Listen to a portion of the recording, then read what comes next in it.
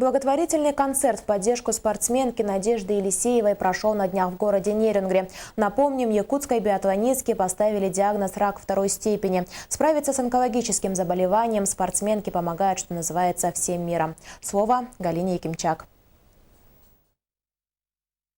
Помогите Надежде Елисеевой. Этот призыв нашел отклик во многих душах жителей республики. В Нерюнгри инициаторами благотворительного концерта стали студенты Северо-Восточного федерального университета, идею которых поддержали педагоги и руководство. Этот концерт был инициирован двумя студентами технического института филиала Северо-Восточного федерального университета, которые в интернете увидели о том, что девушка, которая выступала за Северо-Восточный федеральный университет и была его студенткой, находится в настоящий момент в беде.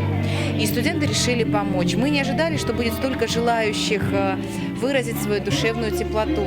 И мы выражаем огромную благодарность всем тем, кто приняли участие. Онкологическое заболевание Надежды Елисеевой излечимо. Операбельному вмешательству злокачественная опухоль не подлежит, но с ней можно справиться при помощи множества курсов такой болезненной процедуры, как химиотерапия. В нашей стране такое лечение проводится бесплатно. Необходимы только средства на дорогостоящие медикаменты, дорогу и проживание в Москве. Те злокачественные опухоли становится меньше, так как мы проверялись, в Москву отправляли, и там институт Балахина, онкологический институт, и там проверили, и еще чуть-чуть добавили 4 химии, чтобы до конца наверняка добить. Благотворительный концерт в Нерюнгри в пользу Надежды Елисеевой собрал 66 750 рублей. Впереди у спортсменки еще несколько курсов химиотерапии в Якутске и лучевая терапия в Москве. Но у Надежды стойкий характер. Она уже возвращалась в спорт после тяжелой травмы колена и всем на удивление демонстрировала высокие результаты. И теперь нерюнгринцы тоже внесли свой посильный вклад в выздоровление нашей республиканской гордости Надежды Елисеевой. Галина Якимчак, Кирилл Федоров, НВК «Саха», Нерюнгри.